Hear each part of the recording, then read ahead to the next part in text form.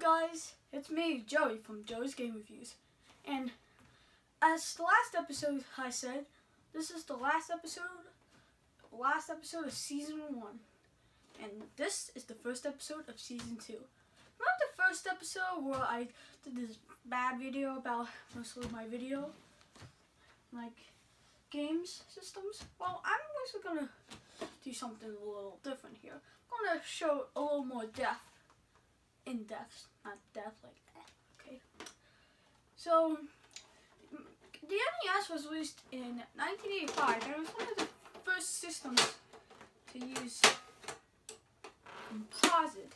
So what does composite video look like? Well, the cables. Composite video cables look like this. So the yellow cable is all the video smushed into it, and the other two are audio. So how did this mostly? It's mostly known for 240p, but I'm not 100%. But I think it also can do 360p, but I'm not 100% sure about that. Sure about 480p. So mostly in the NES terms, it mostly worked in a way where you mostly plugged in where the cables went. There's mostly actually two cables you actually use. You actually only use the video and the audio on the NES. That's because the NES only supported mono. So what mono is, it's kind of like you're here listening to something, and you only have one speaker to listen it to. It kind of misses some of the depth of the audio. But this wasn't a problem for NES games due to, well, one, no NES games were in stereo, so that was a major problem. And two, TVs with stereo audio was not as common. So this is mostly composite. So how long did composite last? Well, it lasted from 1985 and until, well, this was when the NES released, 1985, so sorry for a little confusion, all the way up to the Wii, the Xbox 360, Nintendo Wii, and the PS3. So from the third generation to the seventh generation, every system was bundled with one of these, except for the TurboGrafx 16. I don't know why. Why TurboGrafx 16? It's the worst. Oh, and speaking of which, there's another cable called RF. So RF usually comes out of a plug that looks like this. I'm sorry, I'm having a little hard time getting it. But the thing about RF was mostly around to, I say, a long time. I say it was about like the 6th generation when people mostly like say stop doing it because guys, this is like a billion years old and all things are getting better and better. So this was actually the side of RF. It mostly screwed into a jack on the back of the TV instead of being plugged in and just forget about it. Another thing is this, you also see this, well, it was designed for a switch box, but get one of these little things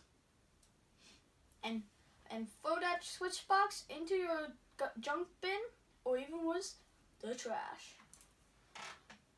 But I say prefer the junk bin. So that's mostly ROF.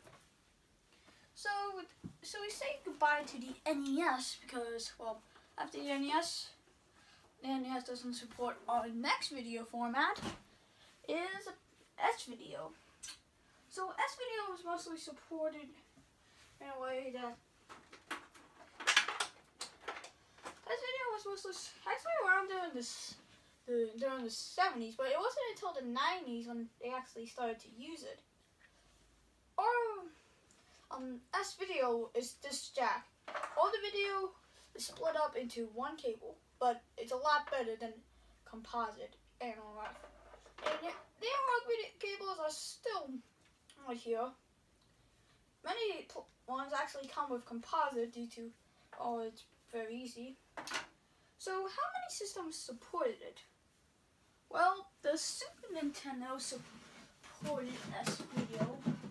One of the systems called the Super Nintendo Entertainment System supported S-Video.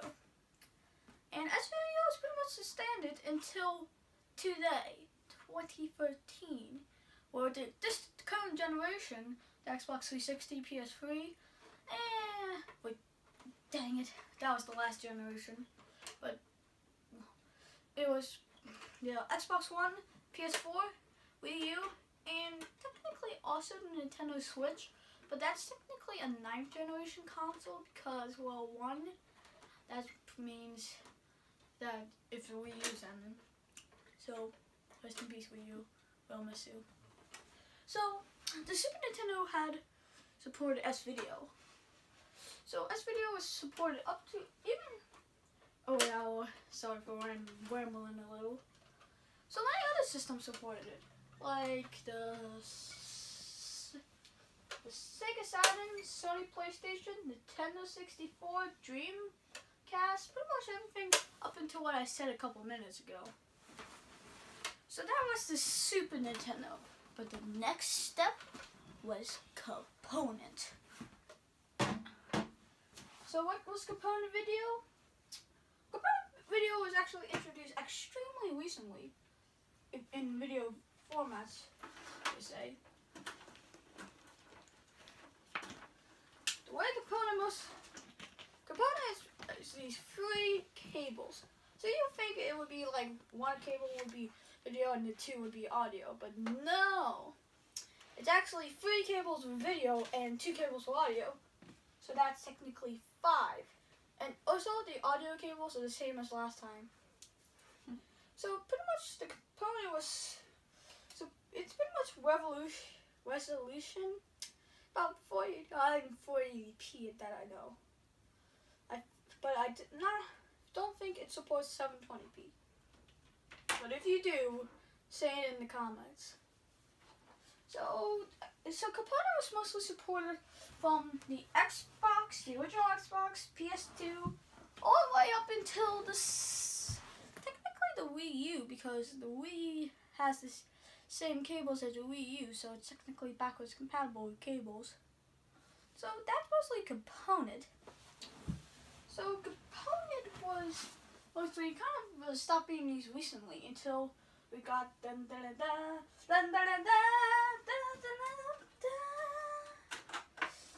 HDMI. So HDMI is actually the first time since RF.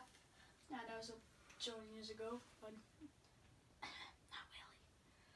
It actually has the video and audio, which means instead of plugging one cable video and the other cable for audio, just plug one thing in. So what does it use? Well, pretty much the component. The HDMI was mostly used with the 360 and PS3. The Nintendo Wii sadly never got an HDMI cable, probably due to Nintendo to save cost. And pretty much everything recently, these things mostly support HDMI. So that's pretty much it for the standard video cables. But wait, there's a little more. If you look, depending on where you live, like I made this video in the US of A, but not everybody lives in the USA, that's obvious. So if you're looking like, let's say, Japan, the place of awesomeness, sushi, and the home of video games, there's another cable called RGB, which pretty much is like the best video cable, and it was supported pretty much from the Super Nintendo till pretty much I say before the Dreamcast, because really the consoles after that was kind of like, nah, let's just forget RGB and let's just use component. But this depends on where you live, so there's a lot about that. So that's Joey's videos explained. So another thing, wait, dang it, I keep forgetting. There's I forgot what this HDMI displays. So HDMI can display 480i, that's I know, all the way up to 4K. So if you don't know what 4K is, it's pretty much this amazing thing that makes everything look amazing, bright, vivid, and colorful. But there's probably a bajillion other things that do that. But I bet you're asking, how about handheld systems? Well, there isn't a lot of ones. Handheld systems that actually have console things. Pretty much it was just adapter. Like the Nintendo GameCube had one, so it pretty much supports everything that is. So that's Joey's Game Reviews. Subscribe, and if you see the bell in the comic,